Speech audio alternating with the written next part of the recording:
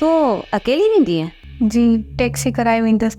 पोइ मां ड्राइवर खे ञापो मोकिलियां त तोखे छॾे अचे?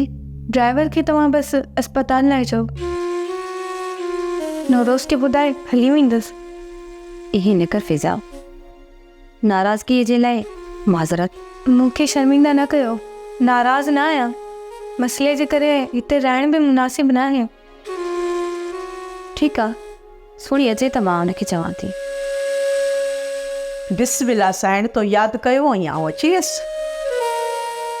भला इहो ॿुधायो, सरदार ॾे हलणो आहे छा अस्पताल पुछणु? न सुणी, मां होॾां न हलंदसि, तूं भले वञ। तूं ड्राइवर ॾे ञापो मोकिल त फिज़ा खे छॾे अचे। किथे? जिथे चवे। साइण तूं न हलंदीअ छा? इहो बि को सवाल आहे? साइण मूंखे पक हुई तूं न हलंदीअ। मूं ख़बर हूंदे मिड़ई तोखां ईअं सवाल कयो, छो जो सोणी चवंदी आहे सच, पोइ कंहिंखे वणे या न वणे। फिज़ा तूं तयारु थी वठ। मां तयारु आहियां पुफी। ठीकु आहे, तूं तयारु आहीं त सुणी फिज़ा खे छॾे अच। ठीकु आहे पुफी, हाणे आउं वञां थी। चलो, अलाह ख़ैर कंदो, ख़्यालु रखिजे पंहिंजो।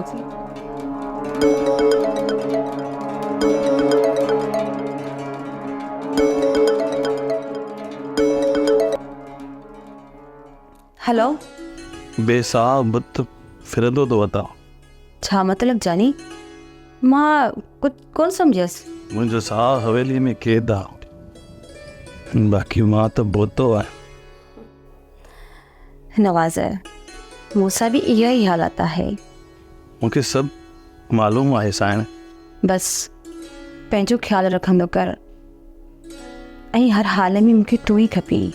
तो ॿुधायो, तॾहिं खां त पंहिंजो ख़्यालु रखां थो। हा, ख़ुदि सभु कुझु ॿुधाए छॾियो आहे अदा खे। छा? नवाज़, जेतिरो बि थी सघे न त पंहिंजो ख़्यालु रखंदो कर। ज़िंदगीअ तां क़ुर्बान साइण। पर साइण, सरदार पाण ई त अस्पताल में आहे। हा, इहे त आहे।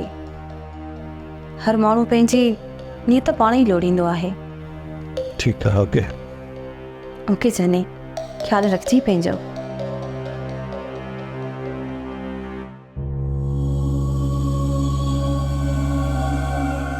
जाबिर, सॼो कमु किटली थी। केतिरी मोहबत कंदुमि सनम साईं सां, उन बि धोखो कयो हिन मूंसां।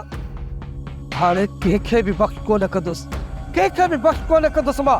हाणे तूं होशियारी कजांइ जाबिर, न त पुलिस तोते बि का करे सघे थी। पुलिस जी परवाह ढुॼणा कंदा आहिनि। जाबिर त हर रोज़ उन्हनि जी महिमानी खाईंदो आहे, छो त जाबिर जे ज़ुल्म खां चङा भला गोॾा खोड़े छॾींदा आहिनि। मुंहिंजी बि सभिनी ते नज़र आहे, ऐं मूंखे उमेद आहे त हिक न हिक ॾींहुं मां हिन ॻोठ जो हाकिम ज़रूरु थींदुमि। पोइ ॾिसिजो तव्हां कि हीअं तो सभिनि खे चटणी कयां। असुलो बंधक करे छॾींदोमान, बंधक।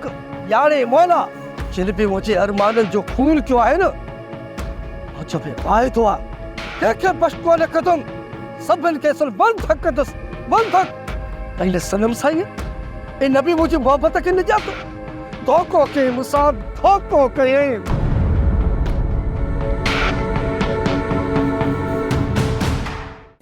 ड्रामा सीरियल चंड ग्रहण तमाम एपिसोड्स ॾिसो हाणे HD क्वालिटीअ में।